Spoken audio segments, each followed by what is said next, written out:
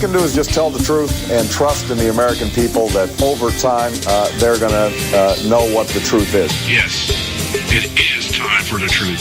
Right here, right now. This is the Conservative Syndicate. Real conservative talk from real conservatives. With your host, John Matthews. The latter-day prophet. Baying against the hypocrisies of our time. And Joe Hakos. You want answers. I want the truth. You can't handle the truth. The Conservative Syndicate is comprised of some of the most informed pundits and activists available today. Together, we seek to tear down the imaginary wall, a separation between church and state through education, information, and engagement on the religion of politics and the politics of religion. And now, your host on the globally syndicated Conservative Syndicate, John Matthews and Joe Hakos. And how are we doing out there all across this great land of ours and around the world? It is time for the Conservative Syndicate, coming to you live right now, coast to coast around the world, nationally acclaimed, globally syndicated, the Conservative Syndicate. And I am your host, John Matthews, Mad Prophet of the Airways, along with my co-host, Joe Hakos from Dry Report, who is finally sounding like he's back almost at full force. How you doing tonight, Joe? It helps when I unmute. Maybe I spoke too soon. Just help technique here. I'm doing all right. I just want to say, hey, we may lose and we may win, but we will never be here again. So open up. I'm climbing in. Take it easy. Hey, rest in peace, Glenn Fry. Just come over the wires just before we come on. I think that just means I'm getting old because all these guys are just dying. Well, we're back biting at the bit here. And if you tuned in to listen to us live Friday, sorry, we just had some things going on. Joe and I have both been struggling with some health issues. Joe personally, me, and the family. So things just sometimes have to get done. But we're back, and we're biting at the bit here to get going. A lot of different things going on out there. Like I said, a weekend off the air, and there's just so much material by the time you come back on Monday. And the liberals and the media have not disappointed us. So we got some stuff lined up for you tonight. We're going to talk in just a few moments here about the latest gambit, the latest campaign by the leftists to try to salvage something to support whoever their candidate ends up being. We're going to talk about that a little bit later because I'm still not sold on the idea that Clinton is a shoo-in on this or that even Bernie Sanders has got a chance of making this. And we're going to talk about that a little bit later. I actually started getting some stuff from people today, those who have listened to the show and follow me on Facebook, and they're floating their own ideas what's going to happen given what took place over the weekend in the Democrat debate, and of course we had the Republican debate last week. I'm sorry? The Democrats had a debate? Yeah, they had a debate yesterday, right during the playoffs. I believe it was Denver and... was that a halftime show? What did they do? Yeah. Well, actually, that's kind of funny because Wasserman Schultz actually came out today and defended her actions, saying that she scheduled the debate to maximize the potential for listenerships. Sure they did. That's why we'll talk about that. I mean, only a liberal would think, let's schedule a debate during a playoff game in the NFL postseason and think that that's maximizing exposure. We can beat the NFL. But, that's how liberals think. So they take everything in context. One of the things. John, let me tell you, that was done on purpose for sure, my man. It was done to maximize the amount of people not watching because they do not want these people on TV. Do you really think they want Hillary Clinton and Bernie Sanders and Martin O'Malley out there telling us, hey, what they're going to do for us, and at no time answering the little six-word question, how are you going to pay for it? They will never answer that. No. I mean, I happen to grab on to the Cruz theorem on this, is that when you talk about Democrat debates, it's the questions are like, how handsome are you and why? You know? And what kind of ice cream do you want? And do you like any kind of toppings on that ice cream? In fact, there was only one aspect of the debate I want to talk about, but I want to talk about the fallout of that one aspect. And I didn't even do, normally what I do is I look up the transcripts of these things after they're over. I didn't even bother with this one. Some of the quotes I was seeing out there during the debate itself, and I'm sitting here doing some work, because I'm not a big football fan, so I wasn't watching the playoff games anyways. But I was just doing some work here, and I was seeing flashes on Facebook of people posting things that Hillary was saying on the debate. And I guess one of the comments that really got tweeted the heck out of was when she said nobody's big enough to avoid jail. And I mean, the media just lit up with that. Everybody, hey, did you hear what you just said? Well, I saw the most searched terms was Hillary Clinton investigation on Google or something to that effect. I was like, Hillary Clinton's under investigation? Oh my goodness! So we're gonna talk about that a little bit later here. But what's really kind of gotten into my craw right now is this thing. Actually, what I saw this, I actually thought about it. I saw this one article towards the middle of last week, and what I did was I just posted, I just saved it, just for the heck of it, something I was going to use for something else, and then lo and behold, today somebody sends me another article along the same line, a different article but along the same line, and that is this concept of white privilege. Oh. And apparently one of the things that the left is trying to do right now is to remind white Americans why they voted for Barack Obama. And it wasn't because of his qualifications. It wasn't because of anything other than the color of his skin. And so now what they're doing is they're trying what's being called the shaming strategy, where we're going to try to shame white Christians back into going back to the polls, and this time, I guess, to vote for a woman, the wife of America's real first black president. Oh, okay. And so there's some stuff going on out there in media land about this. And one of the other aspects of it that really kind of caught my attention was the fact that one of the surveys we're going to be talking about here after the break, Public Religion Research Institute, is the one that performed a survey, and it's being posted by a man named Jim Wallace, who is a Christian leader for social change. And he's the president and founder of an organization called Sojourners. And so what we're seeing is people ask me, well, why isn't the church more in tune with what's going on here? Why aren't they standing up? Well, because a lot of them believe the same thing. And one of the references this guy makes is that Christians need to act more like Christians than white Christians. And I'm not sure how to put my head around that, but obviously the inference is that white Christians think of themselves different in light of black Christians, I guess. But I'm going to talk about that at a break here, because it's an interesting scenario in terms of how white America has allowing itself to be duped into this concept that even though maybe perhaps our ancestors 200 some odd years ago, or over 160 years ago, had slaves, that somehow we're supposed to take up the blame. It's like a generational, let's blame generation to generation, while at the same time, let's educate blacks from generation to generation that they have a snowflake's chance in hell of becoming anything, because Whitey's here to hold them down. And I want to talk about that when we get back here. We got to go to our first break, and then we'll discuss it. So stay with us right here. I'm your host, John Matthews, along with my co-host, Joe Hakos, and we'll be right back. Stay with us at the Conservative Syndicate.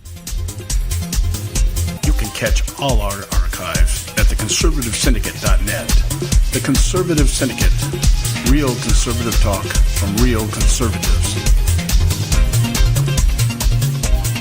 When our water heater broke down last month, it was a nightmare. It took 5 hours for the plumber to show up, and he charged us a couple of $100 just to come out. Then it cost another $1,800 to put in the new water heater. By the time it was all said and done, I felt like I'd been taken. But what else could I do? The smartest thing you can do is get a home warranty from American Residential Warranty. Their home warranties pay to repair or replace all your major appliances when they break, and they will break, and at the worst possible time. Call American Residential Warranty right now for free information on home warranties starting at just pennies a day. Don't wait for your refrigerator to stop running or your ceiling fans to stop turning. Call American Residential Warranty right now. Ask how you can save up to 50% on washer and dryer coverage. Just call 1-800-790-5960. That's 1-800-790-5960. Again, 1-800-790-5960. Call now. Prices are for base buildings only. May not be available in some areas.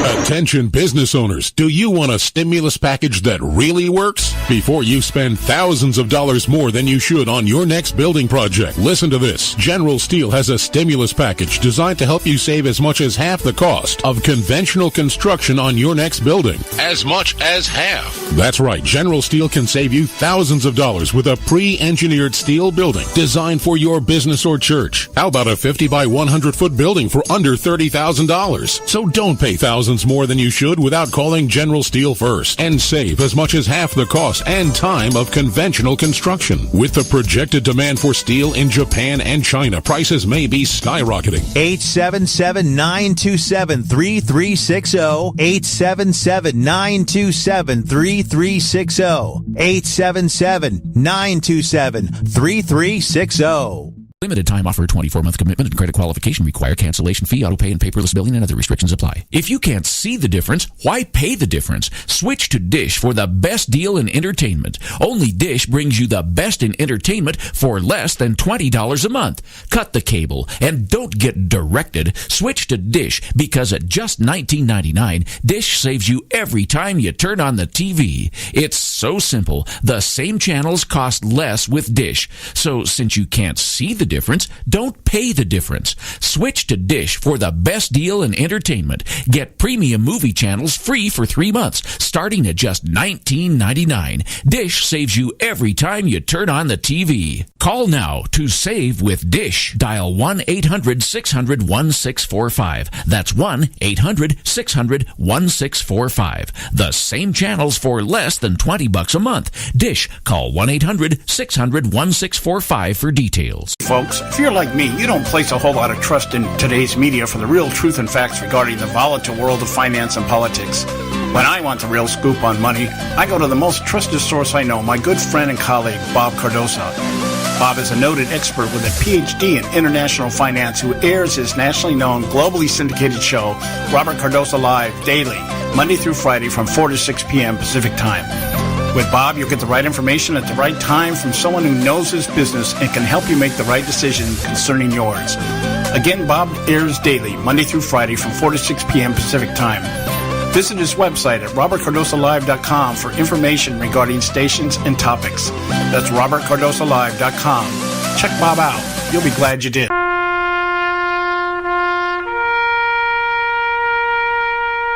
Read something recently worth thinking about.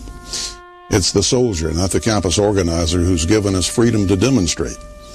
It's the soldier, not the reporter, who's given us freedom of the press. It's the soldier, not the poet, who's given us freedom of speech. It's the soldier who serves under the flag, who defends the protesters' right to burn the flag. Isn't it time now to demonstrate that we support our troops? Were it not for the brave, there'd be no land of the free. Fred Thompson's message was brought to you by citizensunited.org.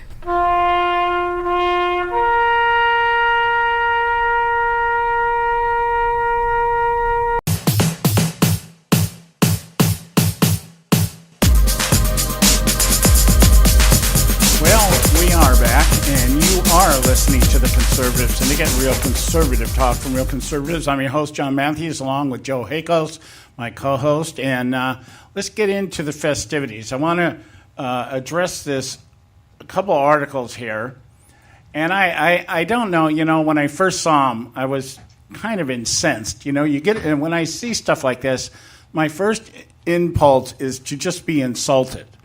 To just, I read the stuff or I hear it, and I go, just how stupid do you think I am? And how stupid are you to think that something like this is the centerpiece of some type of agenda to hold fellow Americans down? And this is a survey that came out by the Public Religion Research Institute. I actually should do some research on that and see what kind of religion research institute this is. It's not necessarily dealing with Christianity, you know. But anyway, there's a poll that they came out with. It said that about 80% of black Christians believe police-involved killings, like the ones that killed Tamir Rice, Laquan McDonald, and so many more, are part of a larger pattern of police treatment of African Americans. Around 70% of white Christians believe the opposite, that they are simply isolated incidents. And before many begin disassociating with the term white Christians, we should look deeper. The numbers include 72% of white evangelical Protestants, 71% of white Catholics, and 73% of white mainland Protestants. This is all about white Christians. And then you take away the moniker Christian, and the numbers drop to about 65%. Now, this gentleman that wrote this article, this little piece here, Jim Wallace, calls himself a Christian leader for social change, and he's the president and founder of Sojourners. Now, Christian leader for social change basically means kiss-ass Christian who wants to side with the world. And that would be my definition of a Christian leader for social change, because any Christian leader would understand that the gospel and Christianity is not about social change, it's about spiritual transformation, which in turn would bring about social change. So, you know, he's putting the cart before the horse. Let's do this. What he's basically saying is we need to buy into the ideology and the narrative that white Christianity cling to their guns and religion, and therefore have historically oppressed black people, in particular minorities, I guess, across the board. And I guess if they would have their way, they'd want us to believe that this goes all the way back to Cain and Abel. You know, maybe Abel was a little whiter than Cain. You know, Cain worked in the field. Maybe he had a tan. Maybe he was a redneck. I don't know. But you know, this whole idea that whiteness is about superiority and oppression and everything else. Now, the point being, it goes deeper than that, John. Okay. He's talking about America's original sin, slavery. All this goes back to slavery. But what they fail to mention, what this guy I guarantee fails to mention is, hey, those were black people selling black people into slavery. For crying out loud. That's part of the history that they don't want to tell you about. They don't want to tell you anything about that. This is all white people have done this to you. And it's kind of like, oh, well, that's nice. So they want to make white people feel bad about themselves because, we've all had slaves, John. I know you did and I did. And every white person in this country has had a slave. So we must feel guilty about that because that's America's original sin. And we'll never be able to whitewash that away. No pun intended. And so we'll have to do something about it. I don't know what we're going to have to do, but something has to be done. Well, and you know, this is the thing. I believe that what this is, it's an attempt to, once again, retake or refresh or remind white America as to why they elected Barack Obama in the first place. I mentioned this earlier. The election of Barack Obama had nothing to do with ideology, really had nothing to do with theology. Really, let's say Barack Obama, I'm going to go on a limb here, Barack Obama in 2008 was the equivalent to what Donald Trump is today. He was this voice from the wilderness. Funny you say that. Well, what I'm saying is he was the expression of a frustrated America that was sad. I mean, let's look at the facts. Let's look at how the scenario here. George W. Bush, when he left office, had a very low approval rating, very much like Barack Obama has today. Americans were frustrated with what was going on. We did have the collapse of the housing bubble. It did send the country into a recession, and Bush was being blamed for it, and to some degree, rightfully so, although there were other presidents, including Reagan, who could have also done something about this. But that's another story for another day. What I'm getting at is the makeup of the country politically in terms of being frustrated and everything else is very much like it is today. And Barack Obama was supposedly, the way he was painted by the media, was he was this breath of fresh air. He was this clean slate. He was an outsider. He was going to come in and he was going to unify. And the fact that he was black fed into that narrative that here was a man that was going to be transparent and he was going to be a unifier and all these other things that he never turned out to be.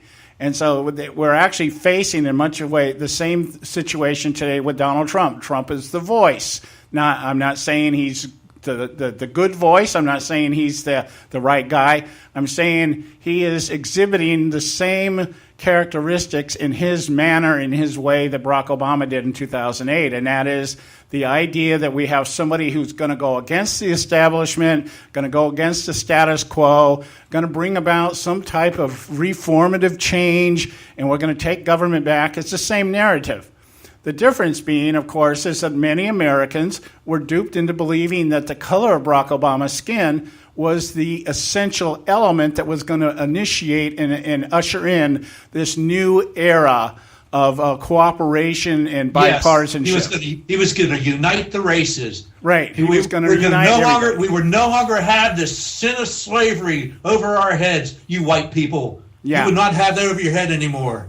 Well, how's that working out for us now? Yeah, the schism was going to be closed up. It wasn't going to exist anymore. And, of course, now we sit here on the cusp of it being even worse than it was. And I don't know if it was this bad back in '64 when we had the civil rights movement, for crying out loud, in terms of the viciousness or let me say the politicalness of it. The idea that it is, back in the '64, back during the civil rights era, it was not as political as it was cultural. Now it's more political than it is cultural, because the truth is that the Civil Rights Act was supposed to be the cure-all. It was supposed to be that thing that tore down the walls of inequality and gave everybody equal opportunity. The problem is that the left realized how strong it was politically to continue to convince the black community that they were substandard, that they were below still oppressed. They were still oppressed, and they needed help from government, from every side of government, because you were still oppressed, and you will never ever be, free. Right. You'll never be free, and it's like, okay, government, really? Yeah. So the government says you're not supposed to do this. Why is there more and more? And now with Barack Obama, he was supposed to unite everybody. We're going to have our first black president. I remember people saying this. Now we won't have to deal with this anymore. This issue will be dead. This issue will be no more. We can move on as a country. We can finally move on. And it's like, no, that has not happened, people. In fact, it has gotten way worse.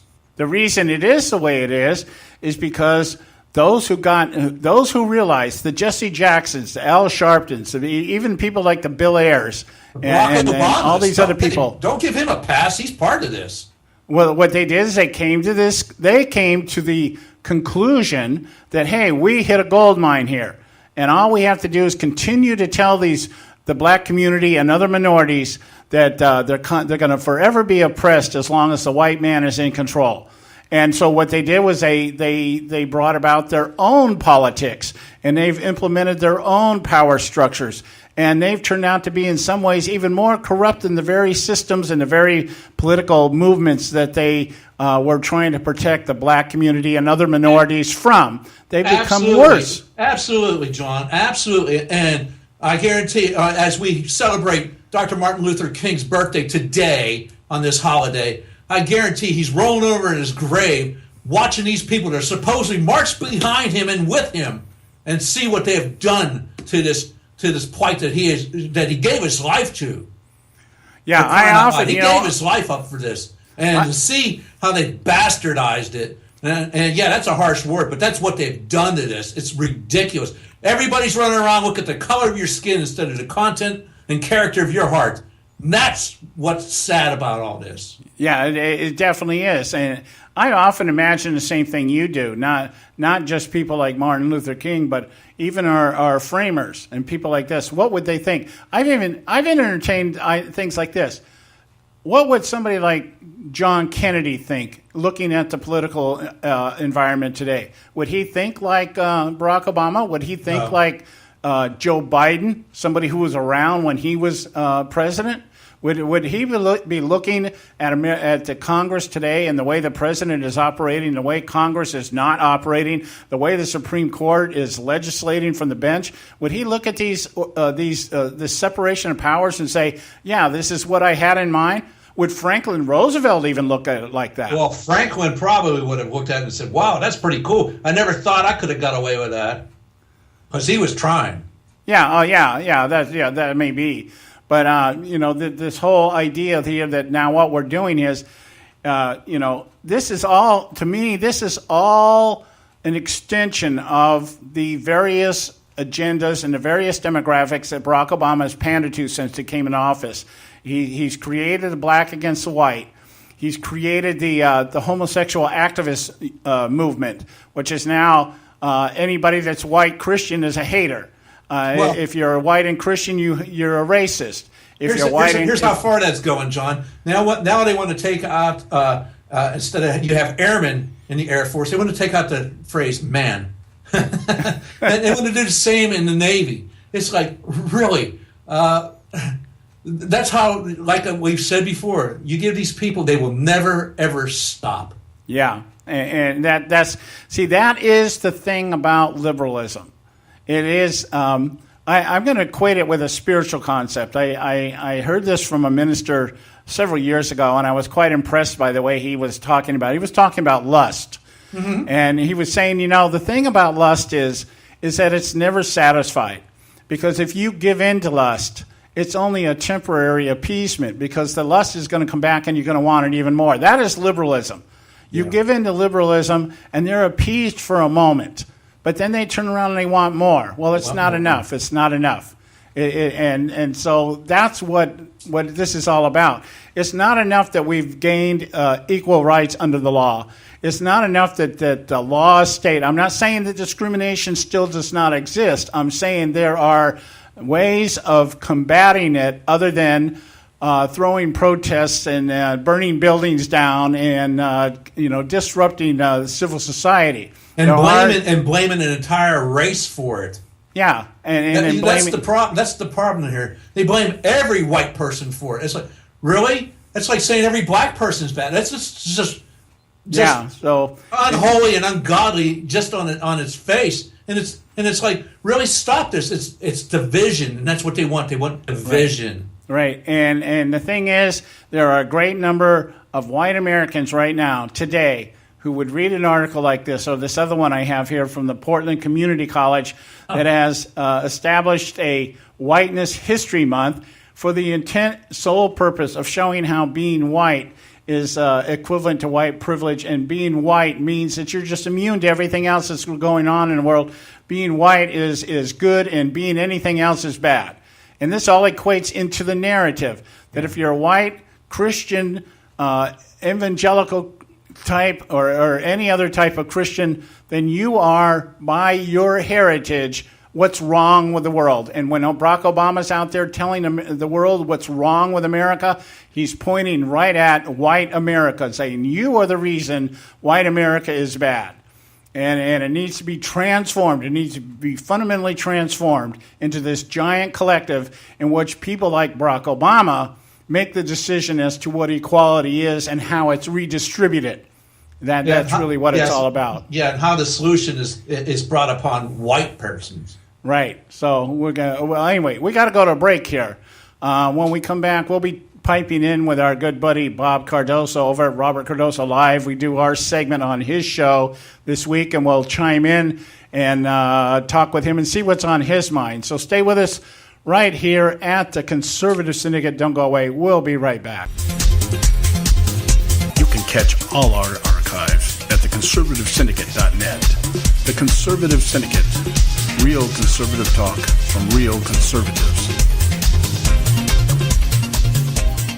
Limited time offer, 24-month commitment and credit qualification require cancellation fee, auto pay, and paperless billing and other restrictions apply. If you can't see the difference, why pay the difference? Switch to Dish for the best deal in entertainment. Only Dish brings you the best in entertainment for less than $20 a month. Cut the cable and don't get directed. Switch to Dish because at just $19.99, Dish saves you every time you turn on the TV. It's so simple. The same channels cost less with Dish. So since you can't see the difference, don't pay the difference. Switch to Dish for the best deal in entertainment. Get premium movie channels free for 3 months, starting at just $19.99. Dish saves you every time you turn on the TV. Call now to save with Dish. Dial 1-800-600-1645. That's 1-800-600-1645. The same channels for less than $20 a month. Dish. Call 1-800-600-1645 for details.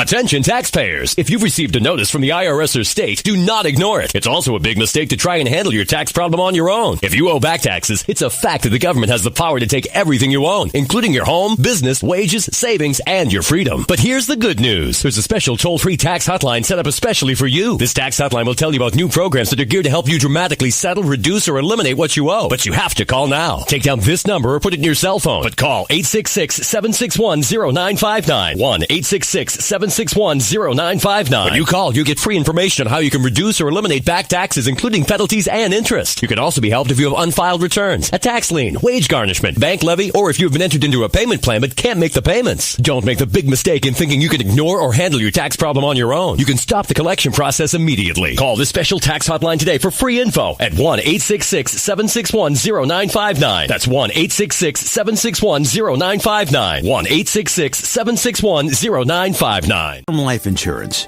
It can be a powerful way to protect your assets and your family. You work hard to earn and save your money to build a nest egg for the future. Don't let it get wiped out because you didn't plan ahead. Take the time now and make a small investment in $500,000 or more in quality term life insurance. Call the Term Lifeline and let us shop the best companies to give you the lowest rates. We specialize in policies of $500,000 and above. Ask about some of our 10 and 20-year fixed rate plans with guaranteed rates. Call the Term Lifeline right now for your free insurance quote. 800-870-3609. 800-870-3609. You owe it to yourself to protect your family and your assets. Make term life insurance part of that plan. Call the Term Lifeline right now. 800-870-3609. 800-870-3609. Hey folks, if you're like me, you don't place a whole lot of trust in today's media for the real truth and facts regarding the volatile world of finance and politics. When I want the real scoop on money, I go to the most trusted source I know, my good friend and colleague, Bob Cardoso. Bob is a noted expert with a PhD in international finance who airs his nationally known, globally syndicated show, Robert Cardoso Live, daily, Monday through Friday from 4 to 6 p.m. Pacific Time. With Bob, you'll get the right information at the right time from someone who knows his business and can help you make the right decision concerning yours. Again, Bob airs daily, Monday through Friday from 4 to 6 p.m. Pacific Time. Visit his website at robertcardosolive.com for information regarding stations and topics. That's robertcardosolive.com. Check Bob out. You'll be glad you did.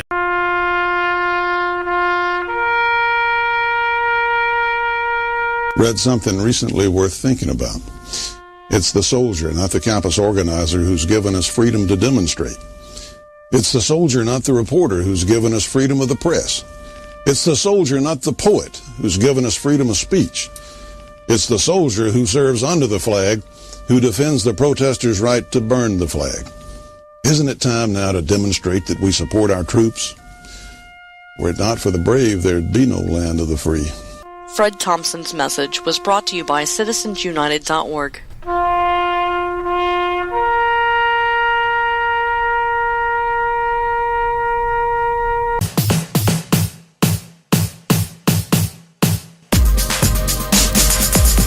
Are back, and you are listening to the Conservative Syndicate, real conservative talk from real conservatives. I'm your host, John Matthews, along with Joe Hakos, my co-host from Tri Report, and it's time for us to chime in with Bob Cardoso over at Robert Cardoso Live. Let's get him set up here right now, and get on to he should be doing his show right now. And let's go. Let's get him up here, and we'll tune right in and take part in a discussion he's got going on for us today. So just be patient here as we chime into his line. Listen to Conservative Syndicate. Hey, guys, how you doing? All right, how you doing today? I'm doing good. Now, first off, I want to know how your lovely wife is doing. I'm sorry? First off, I want to know how your lovely wife is doing. Oh, she's doing better. She's, she never ceases to amaze me. She comes home from the hospital, and, she's complaining about how sore she is and everything else. So we say, okay, well, take it easy. Lay back, go to bed. I get home from church yesterday, and she's out shopping. You know what? It's interesting. My wife Marlene is one of these people. She's just so doggone organized. I'm sometimes afraid to get up in the middle of the night and go to the bathroom because if I come back, I'm pretty sure the bed's going to be made. Yeah, isn't that the case? Or my wife's favorite trait is something like this. Are you hungry? No, I just say, good, let me make you something. Hey, listen, do we have Joe with us today? Yes, Joe is back. I am here, Robert. And how are you feeling, my friend? You've been under everybody is sick except John and me. I don't understand what's going on. Watch yourselves. Just watch yourselves, buddy. I don't think those kind of bugs could live in my body or John's. Yeah, sure. You never know. I can tell you right now, it happens to everybody. Did anybody watch that comedy act over the weekend they called the Democratic debate? Oh, no. We were just talking about that. I couldn't bring myself to watch it. I'm still laughing.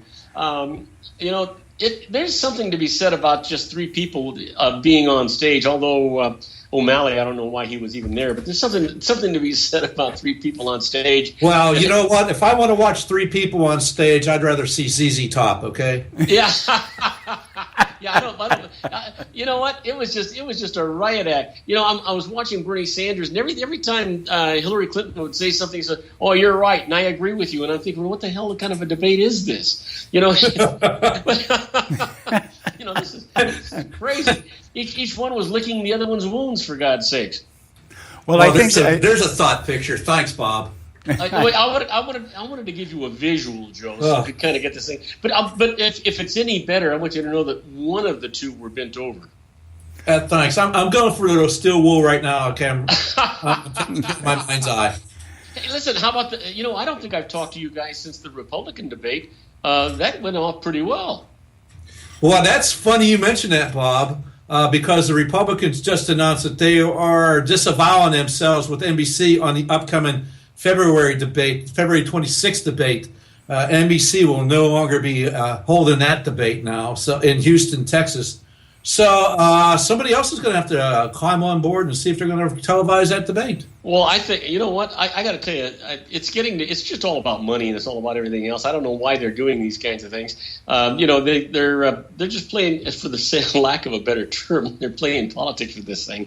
This is just a profitable business, and the people that are making the profit now are the GOP and the Democratic Congresses, in that they get all this television money. They're holding out, and then the television producers think that even though they paid this money, they get to control the show. Well, that goes without saying. This is probably, I think, the one election cycle that completely exposes the political system for what it is. And that is that you have the establishment on both sides trying to determine the outcome. I do want to say one thing about the Democrat debate, because I think it was it demonstrates or illustrates so well one of the things I keep saying about Bernie Sanders, who is yet to give us a definition of what democratic socialism is. He'll say it's like Finland, or it's like Sweden or something like that, Yeah. And it's like, okay, well, what does that look like? And I've often asked the question, explain to me how this works. How does democratic socialism work? And he laid it out in his health care plan. Now, he always prefaces his remarks with some comment about it's not about the government taking everything over. It's just about people being able to determine their own destiny and their own income and their own level, that kind of like thing. We run the corporation. Wait a minute, John. Wait a minute. Did you just say that Sanders said that?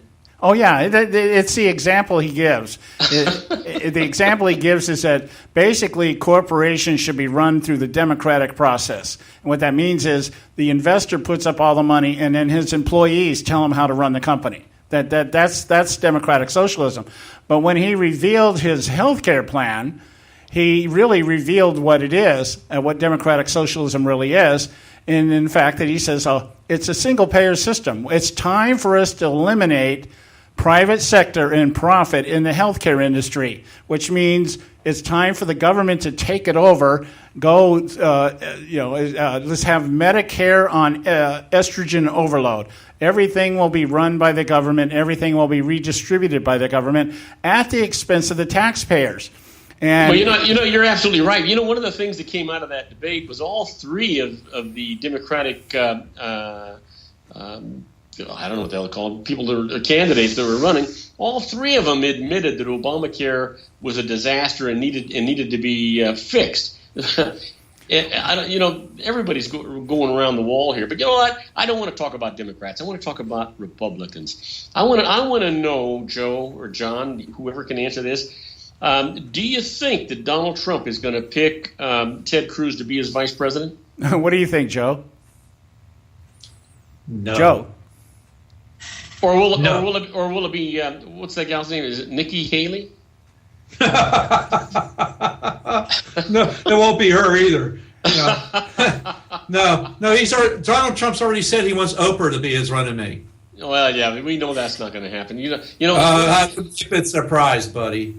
Well, you know what, Joe, you're right. It would be a surprise because I'm surprised a guy with $11 billion wants to move into a smaller house and have a smaller plane and lose control of everything and take a salary cut. But the same thing would happen to Oprah. Well, he wants to make America great again. Just listen to him. Well, you know what? I don't know if he can, but I'm all for making America great again. Well, I think what Donald Trump should do is he should sublet the White House to the Clintons and let them bring all their campaign contributors and all their Clinton Foundation people come in and they take turns sleeping in the Lincoln bedroom for $500,000 a pop. I think they ought to do the same thing that Hugh Hefner did. He's selling his mansion with the condition that he gets to continue living in it as a guest until he dies. But to answer your question... Well, guess what? These people running for the White House are our guests already. Yeah, they're our guests. All right, but to answer your question about Donald Trump wanting Ted Cruz as vice president, I don't know. I think it would be a possibility only in the sense of kind of like why John Kennedy picked Lyndon Johnson. Kennedy did not like Johnson, but Johnson delivered some votes to Kennedy that were essential. In a general election, the truth is that having Ted Cruz as a VP might lasso in that conservative vote that right now people like us looking at it going, Trump's not the guy for me. But I would expect Donald Trump to actually pick outside of political circles. I wouldn't be surprised if he picked somebody like Steve Wynn from Las Vegas or somebody like that. Yeah. Except Steve can't see, but neither can anybody who's running on the Republican ticket either. But it's interesting because I keep thinking about a Trump Cruz running mate because it's never going to be Rubio, and the rest of them just not going to happen. I do think unless I get really surprised, although I'm seeing a little change in the polls now. That Trump is going to win this nomination. I think there's going to be a lot of dirt slinging and stuff like that. Yeah. And I think it would be genius of him to pick up Cruz. I don't think that Hillary, who I think is going to be the front runner, even though Sanders is really coming right on their coattails or skirt tails, I should say. I just think that she couldn't even touch these two guys together. Well, I'll give you my synopsis on that when we get back. We got to go to our break on this side, and then I'll fill you in when I get back what I think about what's going to happen with Clinton. Sounds good. Sounds good to me. We'll see you in a couple of minutes. Okay. All right. All right. So we'll be back in just a moment, folks. We'll be right back. It's time for. You can catch all our archives at theconservativesyndicate.net. The Conservative Syndicate. Real conservative talk from real conservatives. When our water heater broke down last month, it was a nightmare. It took 5 hours for the plumber to show up, and he charged us a couple of $100 just to come out. Then it cost another $1,800 to put in the new water heater. By the time it was all said and done, I felt like I'd been taken. But what else could I do? The smartest thing you can do is get a home warranty from American Residential Warranty. Their home warranties pay to repair or replace all your major appliances when they break, and they will break, and at the worst possible time. Call American Residential Warranty right now for free information on home warranties starting at just pennies a day. Don't wait for your refrigerator to stop running or your ceiling fans to stop turning. Call American Residential Warranty right now. Ask how you can save up to 50% on washer and dryer coverage. Just call 1-800-790-5960. That's 1-800-790-5960. Again, 1-800-790-5960. Call now. Prices are for base buildings only. May not be available in some areas. Attention business owners, do you want a stimulus package that really works? Before you spend thousands of dollars more than you should on your next building project, listen to this. General Steel has a stimulus package designed to help you save as much as half the cost of conventional construction on your next building. As much as half. That's right. General Steel can save you thousands of dollars with a pre-engineered steel building designed for your business or church. How about a 50 by 100 foot building for under $30,000? So don't pay thousands more than you should without calling General Steel first and save as much as half the cost and time of conventional construction. With the projected demand for steel in Japan and China, prices may be skyrocketing. 877-927-3360. 877-927-3360. 877-927-3360.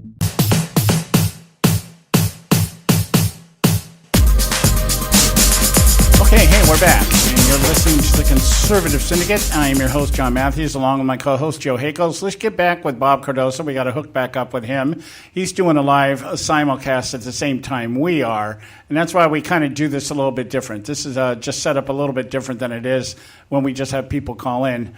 And but Joe's got an interesting take. I'm going to let Joe talk about this. So, hey, guys, did you enjoy your commercials?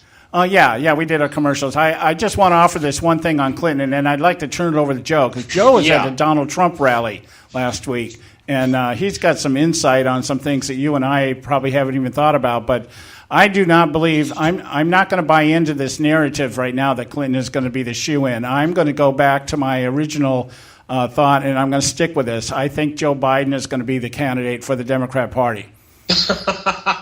There's no doubt in my mind. I'm almost be rather sure. difficult.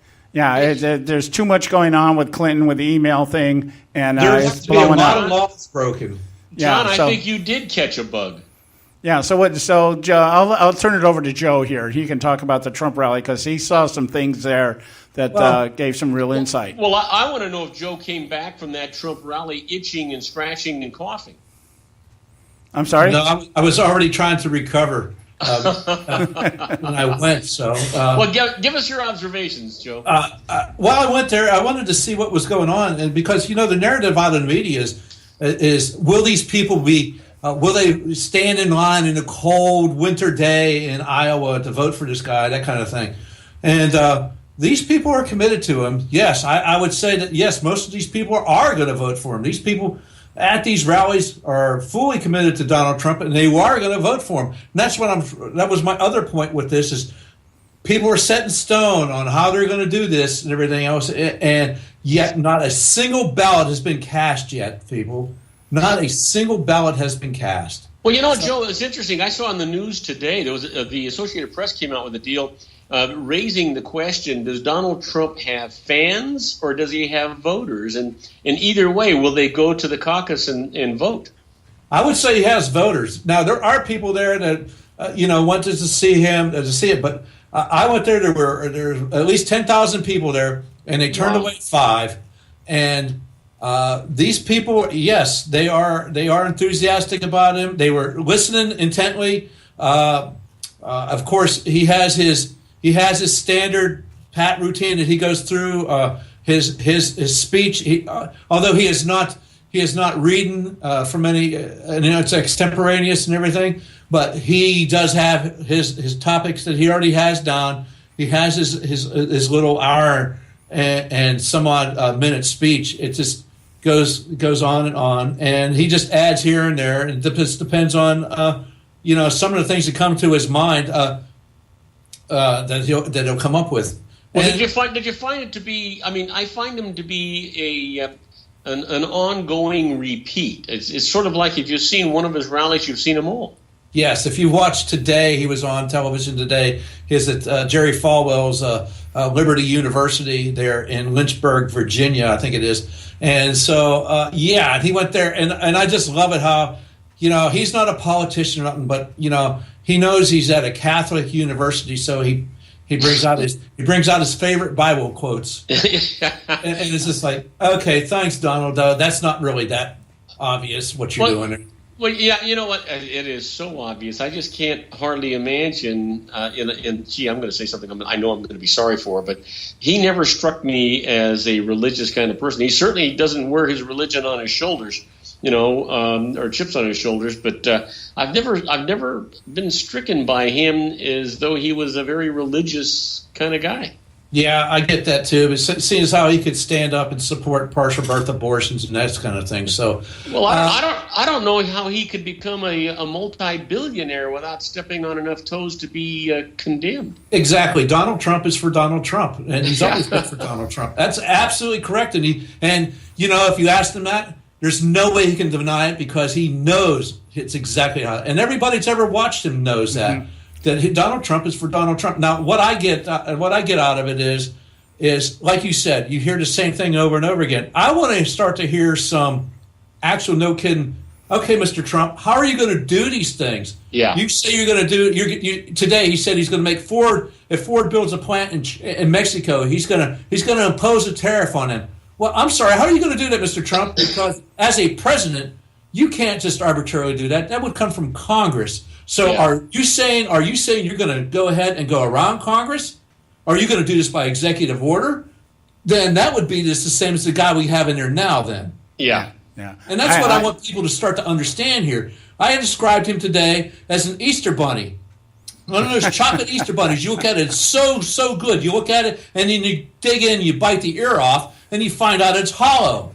Well, I'll say this. I think there's a couple of things that we really have to recognize, whether we want to or not, about the effect that Trump is having on the electoral process here. First of all, I think the length of, or what's the word I'm thinking of? The extent of his Christianity is based on the parable of Jesus. Give to Caesar what is Caesar's, and give to God what is God's. And by the way, he doesn't even follow that premise, Joe. Yeah. By the way, I'm Caesar. Okay. So. Yeah. Exactly. So I don't care about his religious tact or anything else. Yeah. I just know that he says a lot of things that are pro-American. And that's what people want to hear. Yeah. But I want to hear how you're going to get beyond the rhetoric and actually implement this. Well, the pro-American thing is, we want our American jobs to be here, so we don't want Ford to go to Mexico, or we don't want Chevrolet to go to Mexico. We want to have a tariff on China, blah, blah, blah. Well, how are you supposed to be doing this? I don't hear anything about how you plan on actually doing these things. Yeah, I agree. Because he won't tell you, then you have to go on your own and say, well, how could he do this? And then you start to see the fallacies of it all. And I see that I think is going to be the main issue when we get down to just right now we're pretty much at 3 candidates. And when we get to this place where it's just Trump talking about what an ass everybody else is and what a great guy he is, and Cruz, who can actually articulate some kind of policy and direction, I think that's going to be a telling thing. But I think this is what I think scares the establishment as well as the Democrat Party. I'm looking at a poll that came out from Reuters today, and what they're indicating in this poll is that 1 out of 10 people planning to vote in this election have not voted for more than 20 years. So that kind of reminds me of what you're hearing out of Mr. Trump. And John said it early in our show here, Robert, that it kind of reminds of Barack Obama. If you look at the two, yes, they both campaigned on saying a lot of stuff, no substance behind it, and it was all popularity. Well, you know what? Talking about Obama, because I want to take you in another direction because we're just about out of time. Right. Did you hear this morning that the Attorney General in Texas has actually filed a court action against Cruz in whether or not he's a United States citizen? Oh, yes, and I also know that this guy is he's an immigration attorney looking for 15 minutes of fame. Yeah, you better believe it. You know what? But it just seems to me, when attorneys actually file these malicious lawsuits, they should lose their licenses and be fined up to their eyeballs. This is just ridiculous stuff. Can we do anything else to them? Can we do anything else to them? Like, I don't know, bury them up to their necks in the desert with ants or something? Well, I could think of a lot of things, Joe, but we can't say it on the air. Oh, okay. Yeah. Well, I just thought that might have been. Yeah, but I see that in the movie once. Immigration attorneys are inherently liberal because they depend on the liberal government and the liberal process to keep them in business. When being married to a Filipino, I have a lot of exposure to immigration process, and I see it time and time again. Immigration lawyers are very progressive, very liberal, because they're looking at the laws as an advertisement. Hey, if you got this, you look at some of the immigration lawyers out there now, and the number one thing they'll advertise above everything else is, if you have a same-sex marriage issue, bring it to us. We'll get you a green card. This idea that you got an immigration lawyer down in Texas wanting to sue Ted Cruz, that's like saying Alan Grayson wants to sue him because he's a Democrat. It doesn't make any difference. It doesn't matter. It's not going to pan out. Yeah, you're absolutely right. Well, it looks to me like we're out of time here, and I want to thank you guys for coming. I'm loving this thing, especially a three-way conversation. On Friday, I want to get controversial. I don't care what we talk about, but I want you to come up with something that I don't agree with. Okay, that sounds like a plan. I'll find a way. Okay. All right, my friend. Have a good one. We're talking to John Matthews and Joe Hakos on the Conservative Syndicate.net. Go to their website, and you'll you know what? You won't be sorry you did. These are the most articulate, most informed two gentlemen you're ever going to talk to when it comes to conservative politics. Hey, guys, talk to you on Friday. All right. Take care. God bless. All right, God bless. Okay, guys, it's time right now for the Edwards Notebook, and we'll be back in just a moment. And, don't go away. We got a lot more for you coming up. The Iran deal. Hey, you want to know what's going on with Iran and the release of the 7 Iranian prisoners in exchange for 5 Americans? There's more to this than meets the eye. We'll be right back. Stay with us right here at the Conservative Syndicate. When President Obama addresses the American people, you gotta wonder, what in the world is he thinking? Hello, I'm Ron Edwards. On today's page from the Edwards Notebook, President Obama stated that the ISIS Muslim terrorists are riding around in pickup trucks and are no threat to America's existence. Now, we all know that is a total fabrication, considering the fact that ISIS terrorists and others are committing dastardly acts of warring brutality against all they come across, especially women, Christians, and black people whom they love to customarily enslave and torture. It is also common knowledge that ISIS terrorists are in America, wandering around looking to and fro, seeking to kill, steal from, and destroy. Also, when Obama says that the economy is doing well with plenty of jobs, doesn't he realize that all we have to do is talk to business owners who have had to cut back their staffs because of the gruesome impacts of Obamacare, and that America's standard of living is now lower than any time since the Korean War? I will tell you this, he probably thinks Americans are not too bright. After all, Obama, who disdains America, was elected twice.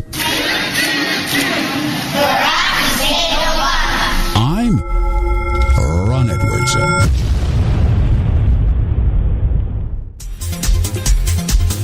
You can catch all our archives at theconservativesyndicate.net. The Conservative Syndicate. Real conservative talk from real conservatives. Term life insurance. It can be a powerful way to protect your assets and your family. You work hard to earn and save your money to build a nest egg for the future. Don't let it get wiped out because you didn't plan ahead. Take the time now and make a small investment in $500,000 or more in quality term life insurance. Call the Term Lifeline and let us shop the best companies to give you the lowest rates. We specialize in policies of $500,000 and above. Ask about some of our 10 and 20-year fixed rate plans with guaranteed rates. Call the Term Lifeline right now for your free insurance quote. 800-870-3609. 800-870-3609. You owe it to yourself to protect your family and your assets. Make term life insurance part of that plan. Call the Term Lifeline right now. 800-870-3609. 800-870-3609. Hey folks, if you're like me, you don't place a whole lot of trust in today's media for the real truth and facts regarding the volatile world of finance and politics. When I want the real scoop on money, I go to the most trusted source I know, my good friend and colleague, Bob Cardoso. Bob is a noted expert with a PhD in international finance who airs his nationally known, globally syndicated show, Robert Cardoso Live, daily, Monday through Friday from 4 to 6 p.m. Pacific Time. With Bob, you'll get the right information at the right time from someone who knows his business and can help you make the right decision concerning yours. Again, Bob airs daily, Monday through Friday from 4 to 6 p.m. Pacific Time. Visit his website at robertcardosolive.com for information regarding stations and topics. That's robertcardosolive.com. Check Bob out. You'll be glad you did. Prices are for base buildings only. May not be available in some areas. Attention business owners, do you want a stimulus package that really works? Before you spend thousands of dollars more than you should on your next building project, listen to this. General Steel has a stimulus package designed to help you save as much as half the cost of conventional construction on your next building. As much as half. That's right, General Steel can save you thousands of dollars with a pre-engineered steel building designed for your business or church. How about a 50 by 100 foot building for under $30,000? So don't pay thousands more than you should without calling General Steel first and save as much as half the cost and time of conventional construction. With the projected demand for steel in Japan and China, prices may be skyrocketing. 877-927-3360. 877-927-3360. 877-927-3360. Hey folks, if you're like me, you don't place a whole lot of trust in today's media for the real truth and facts regarding the volatile world of finance and politics. When I want the real scoop on money, I go to the most trusted source I know, my good friend and colleague, Bob Cardoso. Bob is a noted expert with a PhD in international finance who airs his nationally known, globally syndicated show, Robert Cardoso Live, daily, Monday through Friday from 4 to 6 p.m. Pacific Time. With Bob, you'll get the right information at the right time from someone who knows his business and can help you make the right decision concerning yours. Again, Bob airs daily, Monday through Friday from 4 to 6 p.m. Pacific Time. Visit his website at robertcardosolive.com for information regarding stations and topics. That's robertcardosolive.com. Check Bob out. You'll be glad you did.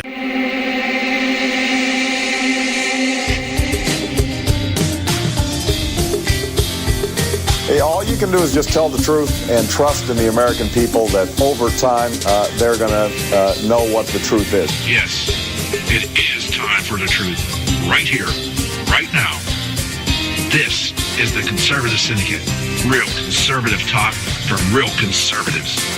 With your host, John Matthews. The latter-day prophet. Vying against the hypocrisies of our time. And Joe Hakos. You want answers. I want the truth. You can't handle the truth.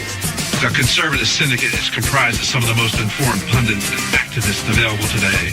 Together, we seek to tear down the imaginary wall, a separation between church and state through education, information, and engagement on the religion of politics and the politics of religion.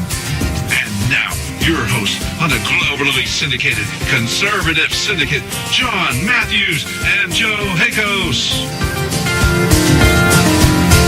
Hey, we're back. And you are listening to the Conservative Syndicate, Hour 2. nationally acclaimed, globally syndicated, Conservative Syndicate on a mission from God, and that mission is to tear down the imaginary wall of separation between church and state. I'm your host, John Matthews, along with my co-host, Joe Hakos from Dryer Report. And we were talking in the last hour with Bob Cardoso over at Robert Cardoso Live. And Joe, I forgot all about it because of the time span. But Joe last week went to the Trump rally, and I wanted to give him a little bit more time to expound on actually what took place out there. So you have the con, Joe. Sure, John. It was kind of interesting to see all these people there. I mean, John, can you tell me and just from what you know, just who do you think would be going to a Donald Trump rally? What kind of my guess is it'd be hard to identify, but I have a lot of people that like Trump. I think you would probably see more of a libertarian leaning crowd. Okay, any race, nationality, any kind of ethnic groups or anything? Well, I think given the fact that the Tea Party movement has encompassed everything, I would think that something like this would also encompass the entire spectrum. Yeah. Well, so you don't see it from the media because they never show the actual crowds for him. Today, you might have saw some of it on television today at the Liberty University, but that was more of almost like a student assembly almost, as opposed to a Trump rally. Yes, Trump was there, and there was people, non-students there, but there were a lot of students in there. If you some of the crowd shots, you could see some of the students sitting there, and they're just they weren't enthralled with Mr. Trump, what he was saying. He had some people just sitting there going, okay, well, is this about over or something? But there were a lot of people at this rally that I went to. Very diverse crowd. There were young people there. There were some people there that first-time voters. There were people there from all kind of ethnic backgrounds: black people, white people, different nationalities. People from Asians. You had black people, you had veterans there, you had people there, disabled people there, you had all kind of people, and they're standing out there, John, 3 hours before the doors open, and that's why I say these people they're not just there to see Donald Trump, Mr. Apprentice. They were just there to see Donald Trump, candidate for president of the United States. These people were actually they were committed to being there. Well, I wanted to ask you this because I went to a Ben Carson rally out here in California, and it too was a relatively diverse group of people. But one thing I did notice lacking in terms of large numbers was the black community. They were not represented. There was plenty representation from our black Americans here. I'll tell you right now, they were there. In fact, they were there, and they were loudly there. Okay, I was just curious because given the narrative and given exactly, I would be less than dishonest if I say that I don't assume that a majority of the black community will vote for Hillary Clinton just because she's a liberal. Well, you're not just assuming that. Hillary Clinton's assuming that because that's what she's counting on to defeat Bernie Sanders in the South. She's dependent on black Americans voting Democrat like they usually do. Right, that's what Hillary Clinton is counting on to defeat Bernie Sanders. So that does not surprise me. But there were plenty of black Americans there. And I say black Americans not to hyphenate them because these were Americans there. These were Americans there. These people want nothing but what's best for this country, which is the allure of Donald Trump. Well, I that's commendable because that is how we're going to beat this narrative that it's all about white America still wanting to oppress everybody who isn't white. No, there was so much, and I was there early enough, and I was able to see this crowd just coming in, and everybody was there was a lot of there's excitement, blah blah blah, but everybody was very well behaved. Yeah. There was none of this. There's no pushing and shoving. People up there No, everybody was well behaved. Everybody was excited to be there. These people were definitely dedicated to hearing what Donald Trump had to say. And I would say 75% of them are going to leave there, and they were going to vote for him. So this narrative about will they stand in line in a cold, windy, rainy winter day in Iowa or New Hampshire and vote for Donald Trump because he's leading in the polls there. I'd hate to tell it to the establishment GOPers. Yeah, I have a feeling these people are going to vote for him. Now, is that a prediction? Yeah, they might do it. Now, will Ted Cruz do as good, or Marco Rubio, or would one of the outliers like the Huckabees or the Santorums do as good? Maybe so, but I'm here to tell you, just because Trump hasn't been doing the Iowa usual politics there in Iowa does not mean he's not going to do well there. I think these people are dedicated to and their reach is growing. I keep seeing all this message traffic that shows that this is a phenomenon. This is happening. Right. So, I think, like I said, the allure is he wants to make America better. I just wish he would tell us how he's going to do it. Yeah. Well, I think there's certainly going to be an element of synergy here, because as we were saying there when we were talking to Bob a few moments ago, this poll that came out of Reuters, that these people are saying one of two things. You mentioned first-time voters. There's a lot of people that are in this poll came out and said, I voted for the first time, and Trump is the one that got me to the polls.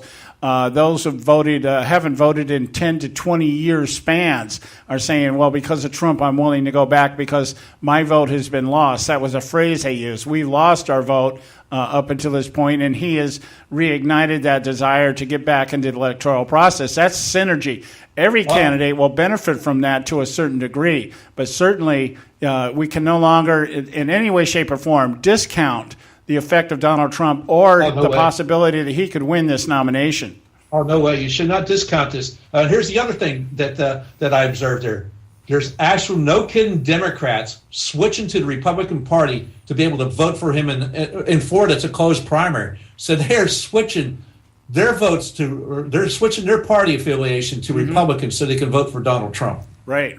And we pointed out on this show how the Republicans and the Democrat Party are losing hand over fist, but we do have this migration of Democrats to the Republican Party. So it's a crapshoot right now. We can't say one way or the other. The only issue that I'm really looking at right now, and will continue to debate, is the assumption that Hillary Clinton is going to be the nominee for the Democrat Party. That I just don't see that. I just don't see it. But the Republican Party, this thing is up for grabs. There's no doubt about that. We got to go to a break. When we come back, we're going to continue our narrative.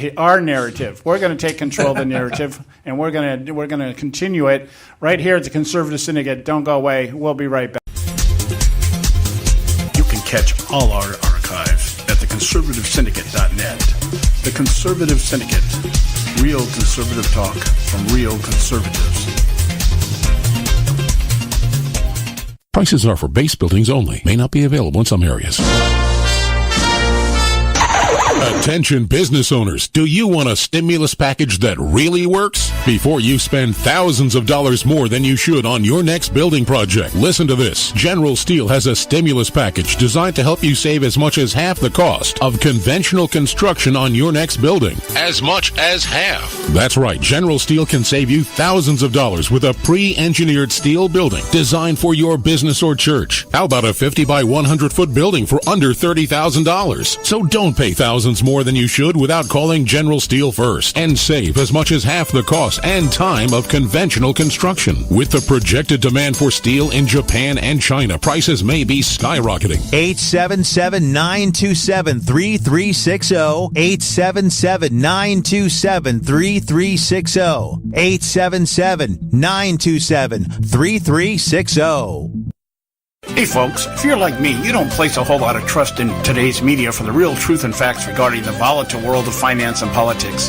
When I want the real scoop on money, I go to the most trusted source I know, my good friend and colleague, Bob Cardosa.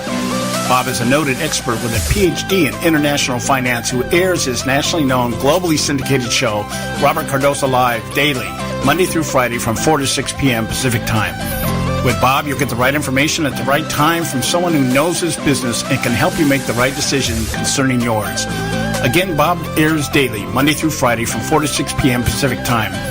Visit his website at robertcardosolive.com for information regarding stations and topics. That's robertcardosolive.com. Check Bob out. You'll be glad you did. Limited time offer, 24-month commitment and credit qualification require cancellation fee, auto pay, and paperless billing and other restrictions apply. If you can't see the difference, why pay the difference? Switch to Dish for the best deal in entertainment. Only Dish brings you the best in entertainment for less than $20 a month. Cut the cable and don't get directed. Switch to Dish because at just $19.99, Dish saves you every time you turn on the TV. It's so simple. The same channels cost less with Dish. So since you can't see the difference, don't pay the difference. Switch to Dish for the best deal in entertainment. Get premium movie channels free for 3 months, starting at just $19.99. Dish saves you every time you turn on the TV. Call now to save with Dish. Dial 1-800-600-1645. That's 1-800-600-1645. The same channels for less than $20 a month. Dish. Call 1-800-600-1645 for details.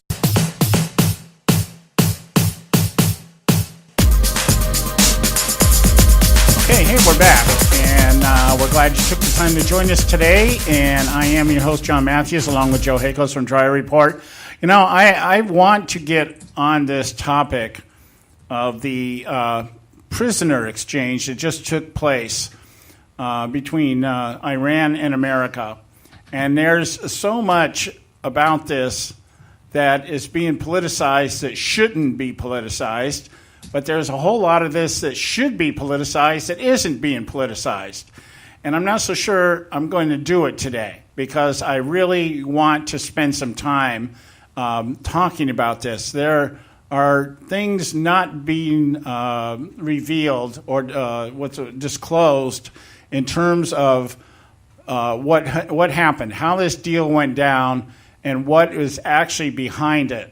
Why Iran agreed to it, why the United States agreed to it. Of course, the United States agreed to it because it's the idea of, not leaving any American behind. That's what Obama will tell us. But it was to politicize that Obama can do something. He can negotiate with our enemies and get something done. That's the political side of it on his side. On Iran's side, there's much more to this.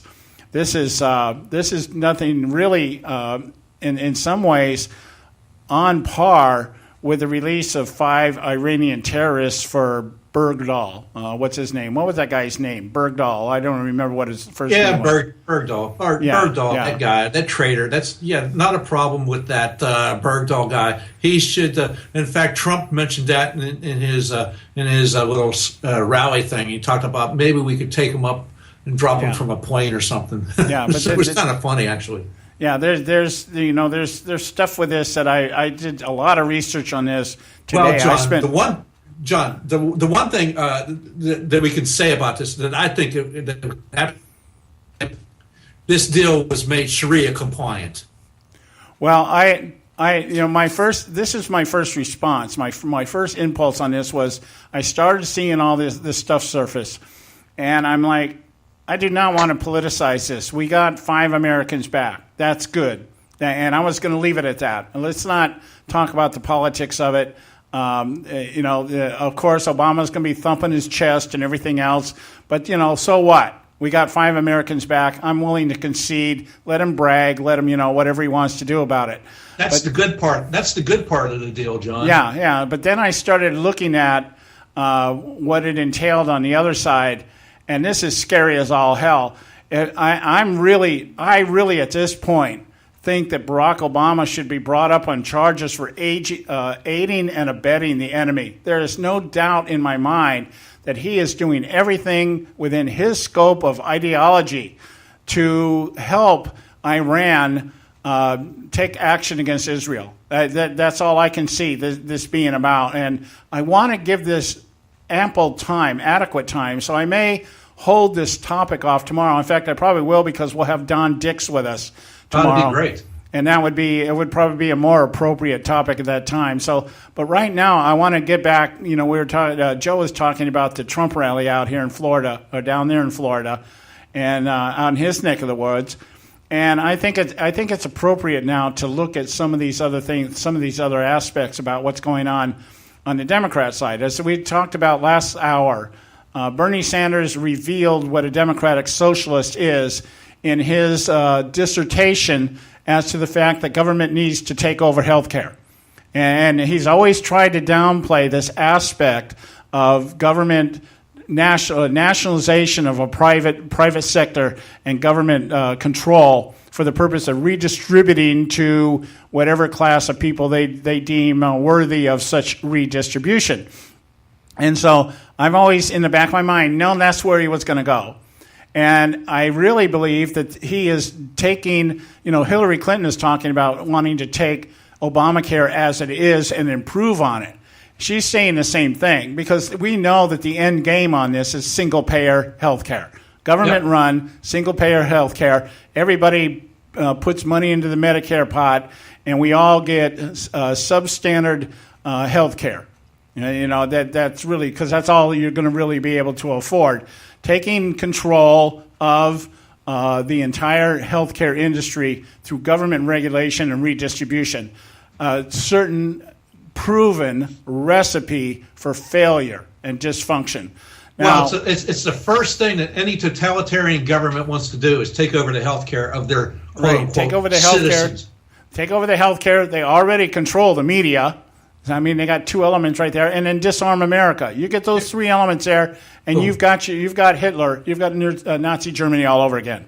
You've got a totalitarian system of government. Then, hey, he's already chosen to disregard Congress at every step. Right. And let's face it, folks, Hillary Clinton wants to do the same things Barack Obama did. She wants to continue his policies. So it kind of makes me wonder, really? And when the earlier segment we did in this hour, we talked about Hillary Clinton wants to have she's dependent on the black vote in the South to get her past Bernie Sanders, correct?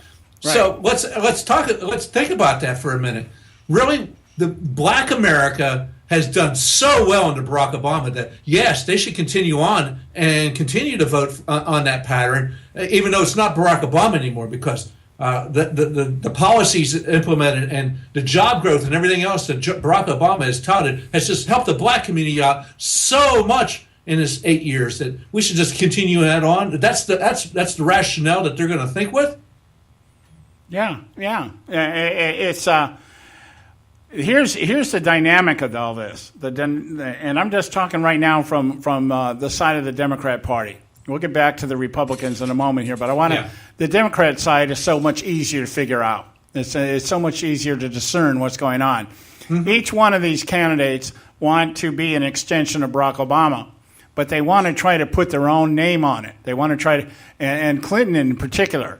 I think it really, deep down, really just irks her that she has to commend Obama on anything and has to agree that he accomplished anything. And because I do believe there's a lot of resentment in the fact that she was not elected back in 2008, did not get the nomination. Well, it's a double-edged sword for her, John. I'm sorry?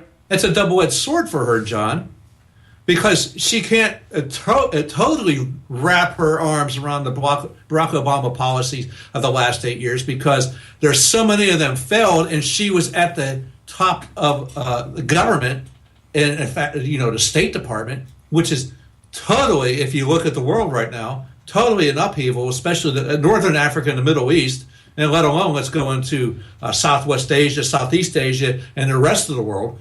I mean, for crying out loud, look at Europe. So how can Hillary Clinton, it's a double-edged sword for her. She wants to be part, she wants to embrace the Obama agenda, but then she has to step aside because it's not mine. That was Barack Obama's policies that are failures, not mine in the State Department.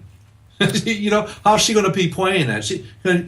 If people are paying attention, which most of the Democratic voters don't. Well, she has to, you're right, she has to embrace what Obama has done, but also and also try to set herself apart. That's why she's coming on this Obama's done great things. I want to build on it.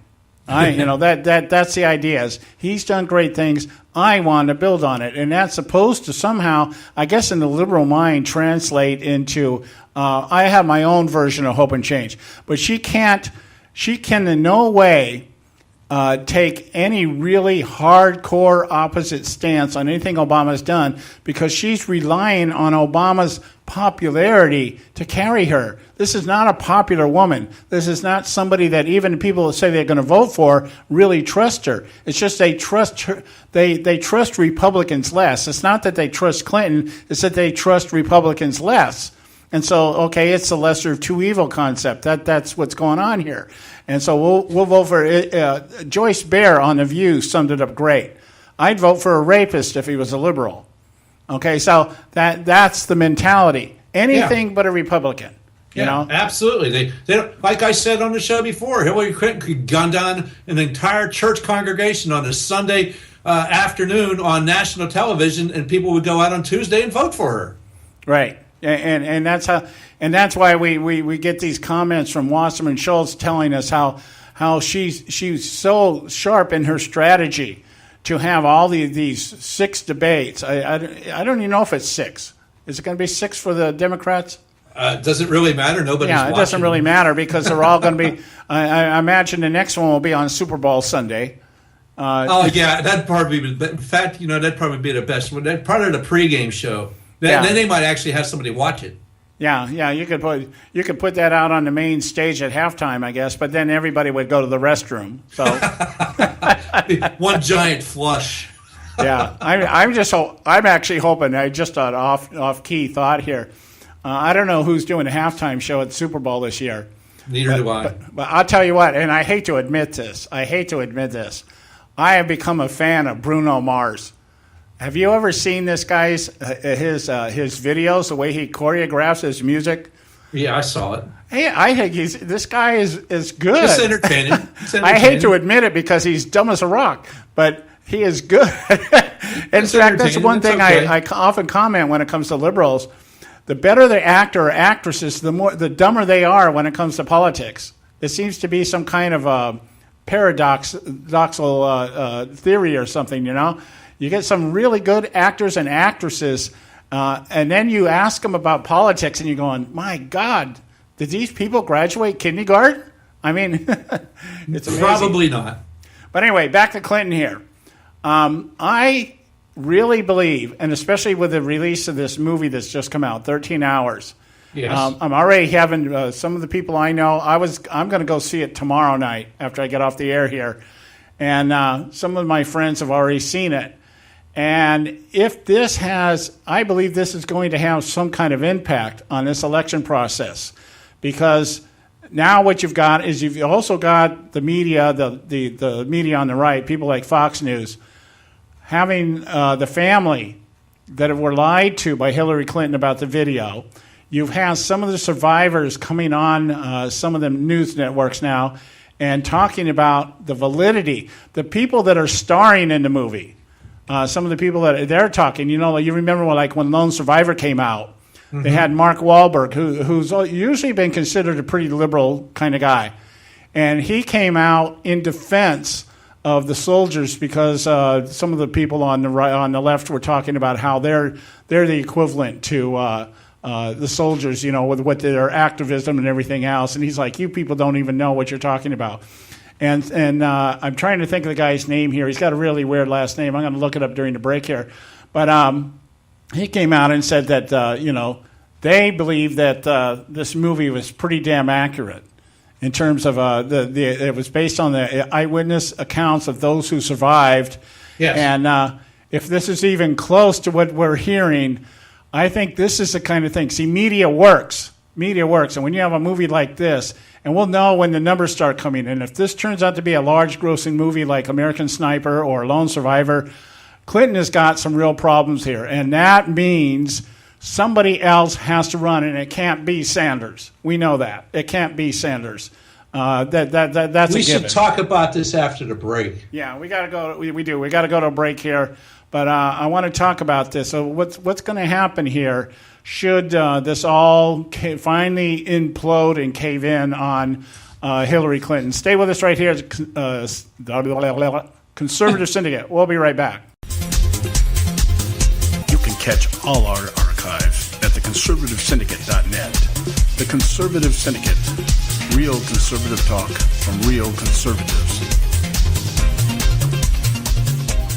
Term life insurance. It can be a powerful way to protect your assets and your family. You work hard to earn and save your money to build a nest egg for the future. Don't let it get wiped out because you didn't plan ahead. Take the time now and make a small investment in $500,000 or more in quality term life insurance. Call the Term Lifeline and let us shop the best companies to give you the lowest rates. We specialize in policies of $500,000 and above. Ask about some of our 10 and 20-year fixed rate plans with guaranteed rates. Call the Term Lifeline right now for your free insurance quote. 800-870-3609. 800-870-3609. You owe it to yourself to protect your family and your assets. Make term life insurance part of that plan. Call the Term Lifeline right now. 800-870-3609. 800-870-3609.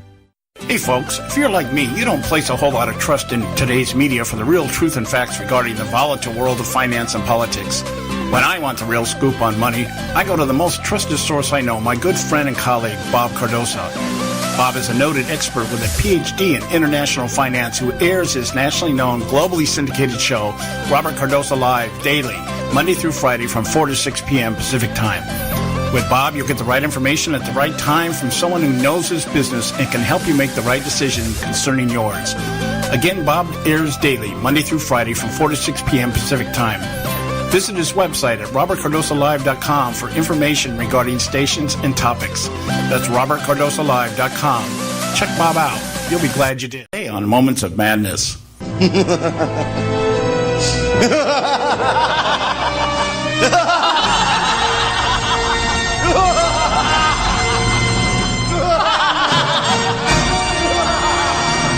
An article posted at Bloomberg by Jonathan Bernstein entitled "The Trump Effect Begins to Hit Congress" illustrates very well that what is at stake in the upcoming 2016 general election is not about the GOP's concern about who they will oppose in the Oval Office, but whether or not they have a majority that allows them to protect their individual posts. Bernstein very accurately points out that whether or not Trump magically transforms into the hybrid conservative moderate formerly known as a rhino, the GOP still stands to lose in those demographics they are working so hard to win over through their continual compromise with Obama's agenda to fundamentally transform the United States of America due to Trump's unwillingness to tone his rhetoric and instead fall in line behind the bonerized yes men that rule today's establishment.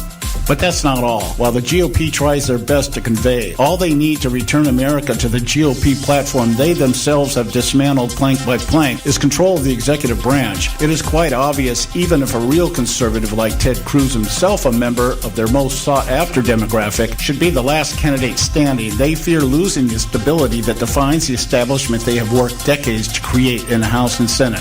Here's the madness. The bottom line is, it is not the future of America that is at stake.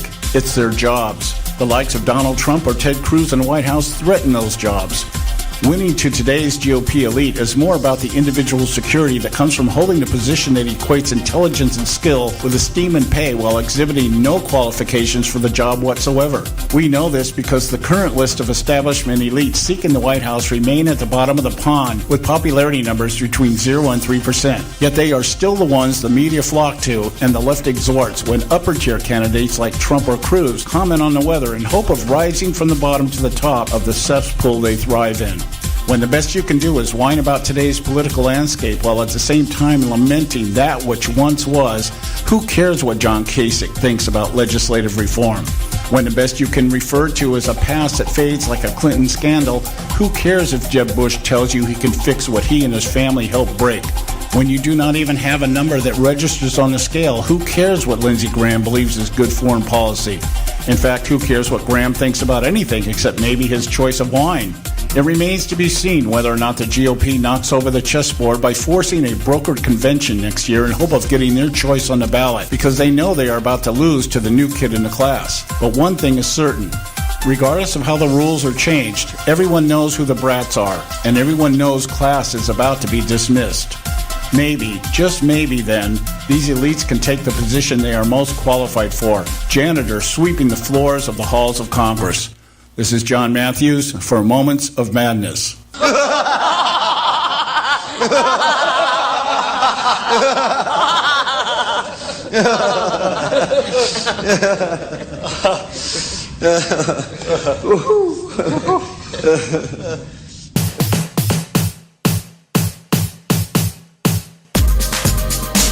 Okay, hey, we're back.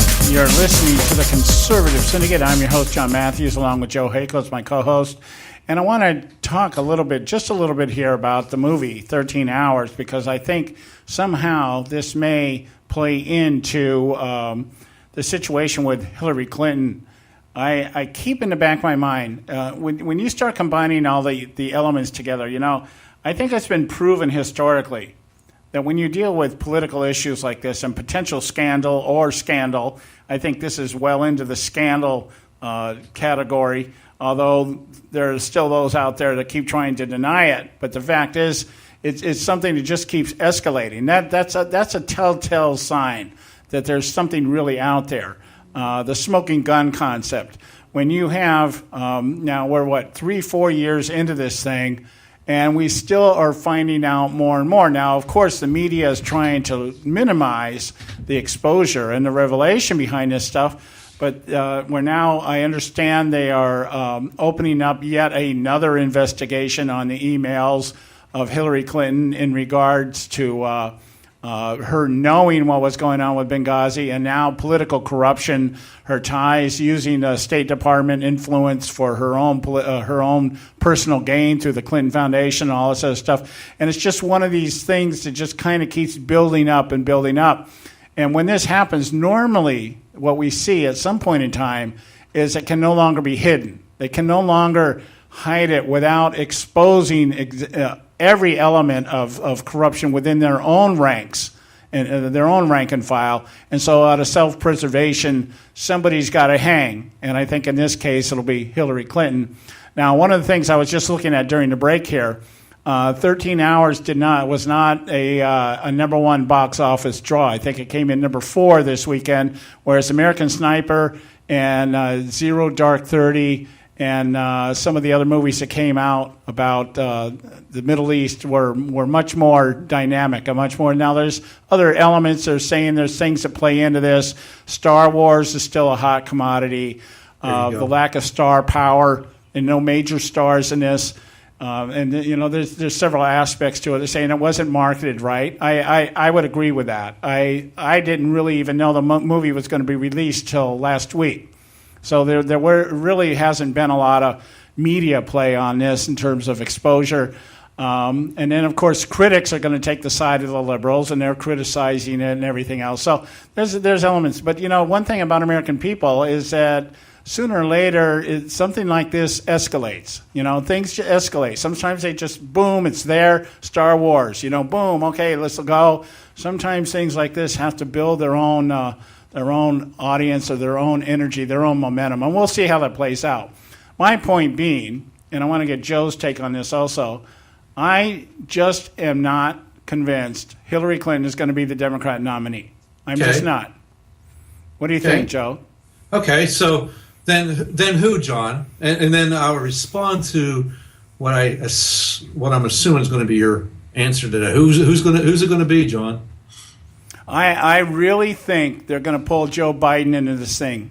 And that can't happen, John. And the reason being, they're going to have to break a lot of election laws to make that happen, because people already have the petitions put in to be placed on a ballot at a certain date, certain time, and be able to do that. And Joe Biden, unfortunately, there's no candidate, if they haven't done it yet, they're not going to be able to unless they go around somehow circumvent laws that are already in place.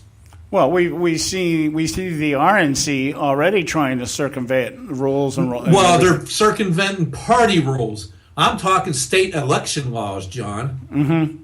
There's a big difference here. Party rules are party rules, and I get that. And the party and the GOP's rules committee has already met and changed some of these rules already prior to the convention. That just happened last week. I'm here to tell you, we're talking election laws. These are state voted on election laws passed by state legislatures that need to be followed. And if they try to do this kind of thing, they will have to somehow circumvent these laws. Okay, so let's take the scenario here that come June of next year or whenever the Democrats hold their convention, and they decide that we can't put Hillary up there, and Bernie just doesn't seem a viable option. And let's say at their convention. Now you say that. Now let's understand. Just like for the Republicans, if the Democrats vote and they got the delegates, that's the person they're supposed to be putting up there. Okay, but I understand what you're saying here, because even if we have a brokered convention on the Republican side, and they decide Jeb Bush is our guy, and they're able to manipulate everything and change the rules and do everything that they can do, and end up with Jeb Bush as the nominee. I'm taking a worst case scenario here. Okay. Now they can do that within the terms of all the rules and regulations and everything else that's out there. What you're saying is, if the Democrats did the same thing, they still would not be able to do it because there are rules and regulations and everything outside of convention that would not allow them to do that. I guess what you're hoping for, John, would be a write-in candidacy then. Doesn't stop someone from writing in a candidate, but that would be the hugest and the greatest writing candidacy of a campaign of all time, though, because that's what that would take. You'd have to have these people write Joe Biden's name. Oh, yeah. Well, what Joe Biden's name, whoever that candidate's going to be, on the ballot. Well, you can see how they could do that. They stand at the polling places and hand out crayons with Joe Biden's name written on the crayon.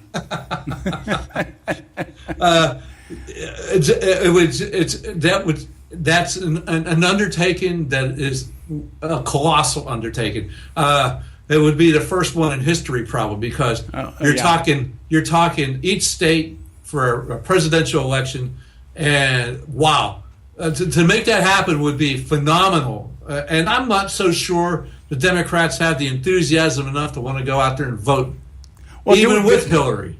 Do we have any historical presidents that have been indicted prior to going up for election in a short span of time? I don't recall anybody ever being indicted or being, there's one thing to be under investigation like she is, but to actually be indicted, maybe some race in Chicago somewhere, but I don't think, not for president.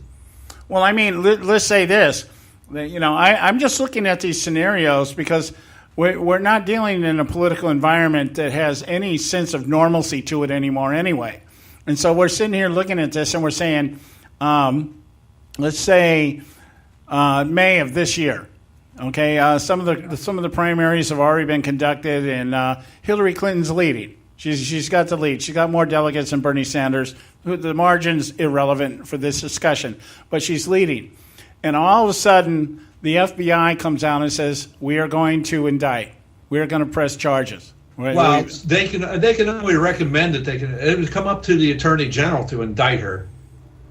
Okay, now the Justice Department would have to do it. Okay, now, and we know the Attorney General wouldn't do that. Okay, but here's the point I'm getting at. Once that hits the airways, what does that do in terms of the Democrats having a viable candidate? Do they have to now just say, well, it's no big deal that she's being indicted?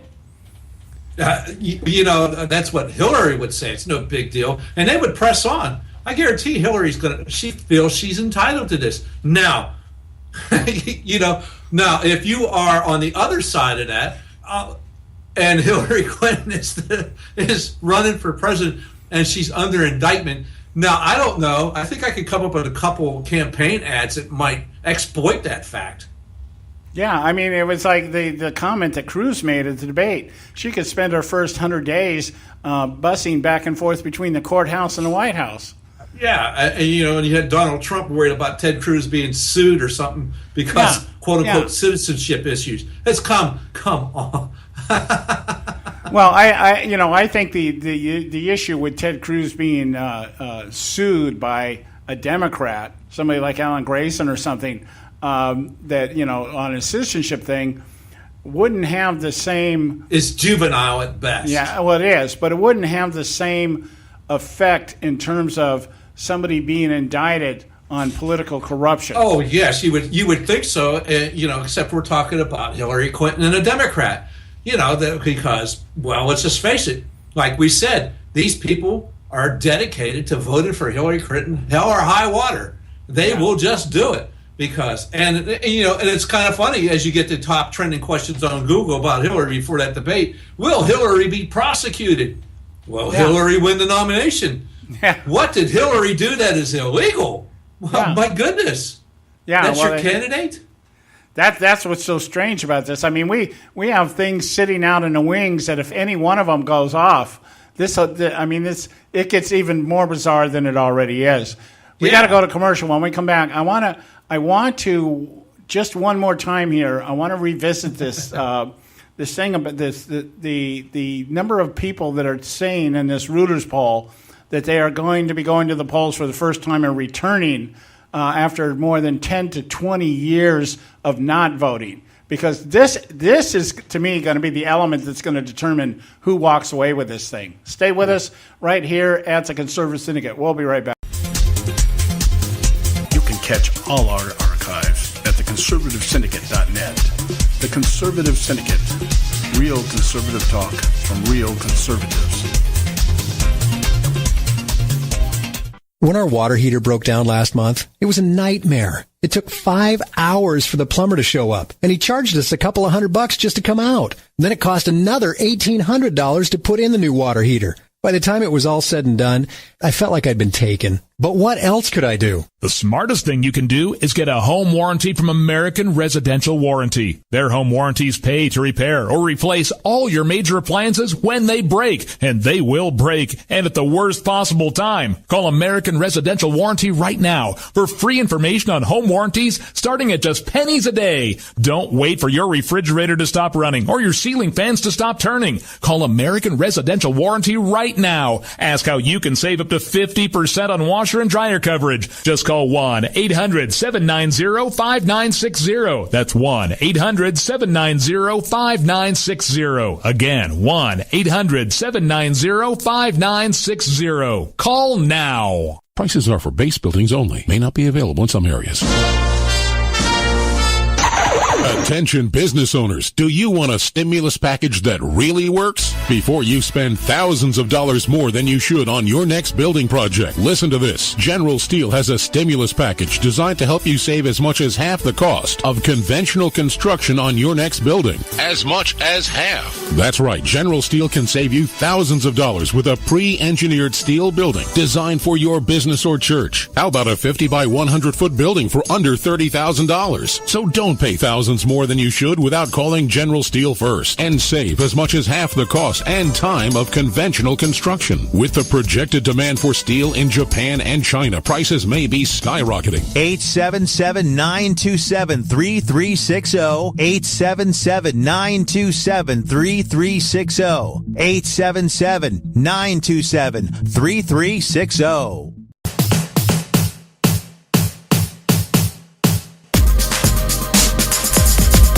We're back, and you're listening to the Conservative Syndicate, real conservative talk from real conservatives. I'm your host, John Matthews, along with Joe Hagels. I want to remind you, you can pick up the archive of this show after we're done here, probably a couple hours after we're off the air. Put it in post, edit out the dead air, and put it out there for your listening enjoyment. You can listen to it again, download it, share it, whatever you want to do. Just go to our website, theconservativesyndicate.net. We're talking about this different, I guess, additional element of what I refer to as the Trump phenomenon. That we've got this out of the ordinary candidate, not really liked by either of the established parties, not really liked by any of the members of those established parties, and wherever he goes and whatever he does, draws the ear of the media and the establishment types alike, but seems to continue to build momentum amongst the electorate. And we can't deny this anymore. I mean, his numbers do not waver. If anything, they increase. I think the last count, he's almost, let's see, I was hearing 33 to 36%, and I think Cruz is somewhere around 19%. That's on a national level. Now, we've got the situation in the caucuses, the Iowa, New Hampshire, South Carolina, where it's a little tighter. But on a national level, Trump still seems to be at the top of the heap here, and by a large margin. And we were talking earlier about this poll that came out in Reuters about the number of people, 1 in 10, saying that they are either going to be voting for the first time because of Trump or returning to the polls because of Trump. Now, this is a significant number, not only in terms of how it will reflect or how it could determine the outcome in the primary, but now if we go past into the general election, see, the media is still out there telling us, yeah, Trump may take the Republican primary, but in a head-to-head encounter with Clinton, he would lose by anywhere from 7 to 8 points. But they're not taking into account this phenomenon of people saying they're going to go to the polls that previously have not or have been staying away from the polls. That is a big dynamic, and that is something that both establishments should be very afraid of, because it once again, it adds to the dynamic that their chosen ones are not going to be the ones left standing when all this is done. Now, I wanted to speculate on this. I know out here in California, I'm hearing a lot of people that sound just like everybody across the nation.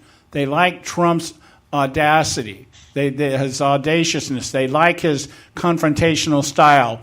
They don't seem to be so concerned with substance. They're more like, we just want somebody to vent our anger. We want somebody to stand up there and say what we've been saying and what we feel. And Trump is running on that adrenaline, if you want to call it something like that. It's a type of adrenaline that's just moving in a certain direction, and it's gaining momentum. Now, we have talked about in this show several times, many times, about the fact that any Democrat going into a general election has about 170 votes when the people step into the polls. They got California and New York, pretty solid. Liberal, progressive take on that, electoral college. So they only need a few more states. That's why Barack Obama won with actually very few states. He won the big ones. He got the ones with the most electoral college. I'm speculating, and I believe that a possibility exists that in a general election, Donald Trump could change the dynamic of the electoral college in New York and California. And if that happens, the liberals will be in major trouble, because we'll see a turnaround like we did in 2012, where Bush just snowballed Romney, and we could see it go the other way. What do you think, Joe? Well, I think it's a definite possibility that Trump could win New York in a general election. I think that's a definite possibility. I mean, it depends on the candidate, but if it goes that way and Trump gets a lot of these crossover votes, you have a lot of people, like I said at the rally, that were going to change their party affiliation from Democrat to Republican. If you get these crossover votes in a general election, you could possibly see the same thing that happened in 1980 with Reagan. And then, which hasn't happened in quite a while, obviously. So, which was a landslide victory, and then the second Reagan election was even bigger than that. But I think you could see Donald Trump taking these traditionally Democrat safe states away, and for and making it so that. Not just the flyover country, as they want to call the Midwest, because if you looked at the map that voted for the Republican candidate the last time and who voted for the Democrat, the middle of America was solidly red for Republican, except for Illinois. Well, and then he could have a possibility there too. There, as you called it, there is a phenomenon going on there. we'll have to see. Again, no one's cast a ballot yet. We have to still see what happens here. Yeah, because I see it this way. I think Cruz handed Donald Trump a golden ring when he came up with that little snide remark about New York values. We all know what Cruz was talking about. New York is a very liberal leading state, and that's what he was referring to. His response on Hannity the day after the debate was very well put. It's too bad he didn't say it when he was up there on the stage face to face. But that's something Trump could now play on. Trump could go to New York in a general election and say, yeah, let's show these people what real New York values are. I mean, that could become a campaign pitch. Yeah, but that would be after the primary and after the convention. Yeah. I'm just assuming here at this point, we're just for the sake of speculation saying after the primary, Trump is the guy. He's going to run against whoever the Democrats have up there. Out here in California, the dynamic that a lot of people are not paying attention to is that California's displeasure, the displeasure of the voting bloc out here in California, very pissed off at Jerry Brown and the Democrat element out here in California. Some of the things that Brown has been doing could actually work in Trump's favor. Now, people aren't playing that dynamic, but it could be guilt by association. Jerry Brown represents everything that we don't like. Jobs leaving the state, taxes constantly being raised, more regulations, this manufactured drought that Jerry Brown has used to his political advantage just very strategically well. These are things that, and we're seeing an uprising out here to a certain degree of the conservative element of the Republican Party that is just saying their belief they're going to take the Republican Party back. I'm not saying it's going to happen, but that's the message they're trying to play out there. But I'm saying all these things combined, Trump could come out here in a general election and he could do some damage to the Democrat Party. He could take the Electoral College out here. And if that happens, now what you've got this turnaround where they've got the Democrats now don't have that 1/3 that they need to get into power, 2/3 to get into power. They now have to do something else. He takes New York, he takes California, and he takes Florida. That election's over. Yeah. That election's over. Yeah, and it could very well happen. It's not something that we should look, not pay attention to because it might be a pipe dream, but man, it's a hell of a dream. I'm sorry? It might be a pipe dream, but it's a hell of a dream.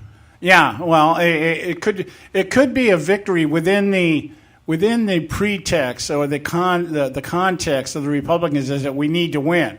We need to win at all costs. Now, would it be a win for America? I don't know. Yeah, that's to be seen, and it'll be all right. Everybody will be watching them, but let's wait to see how this all plays out. It's still like I said, we haven't had any ballots cast yet. Yeah, it is. It's still a lot going on here. Still a lot left to be told about. But we're running out of time here, guys. We're coming up on the end of the show, and we'll be back tomorrow. We'll have Don Dix from Act for America with us, and we're going to talk about this Iran deal. I am totally incensed by this in one regard. One sense of it, one part of it is I'm glad we got the Americans back that have been held captive over there. The exchange. In one part of me says, well, you know what? If that's what it took to get him back, fine. But when we run down who these 7 Iranian people were that were released, their association with Iran in terms of the arms deal will, if it doesn't cause the hair on your arms to raise, I don't know what will, because it also will play into this element about the Iranians wanting to negate the deal because of the visa waiver program, the tightening of the visa waiver, and you'll find out why when we talk about this tomorrow. It all plays together. And so the Iranians basically got everything they wanted at the expense of the American people, and we'll explain that to you tomorrow. God bless you all. We'll be back tomorrow, 3 o'clock on the West Coast, 6 o'clock on the East Coast. God bless you. We love you. Thanks for for tuning in to this edition of the Conservative Syndicate, the globally syndicated, politically incorrect talk show that seeks to tear down the imaginary wall of separation between church and state. We want to make you aware you can find and access all of our show archives at our website, theconservativesyndicate.net, as well as our broadcast stations and times. That's the conservativesyndicate.net. We so appreciate you taking time to tune in, and we so look forward to continuing to bring you the best and uncompromised talk radio available on the net today. And remember, folks, it doesn't matter how many times you get knocked down in life. It only matters how many times you get up. I'm John Matthews, signing off until next time, right here on the Conservative Syndicate. God bless you, and may God continue to bless America.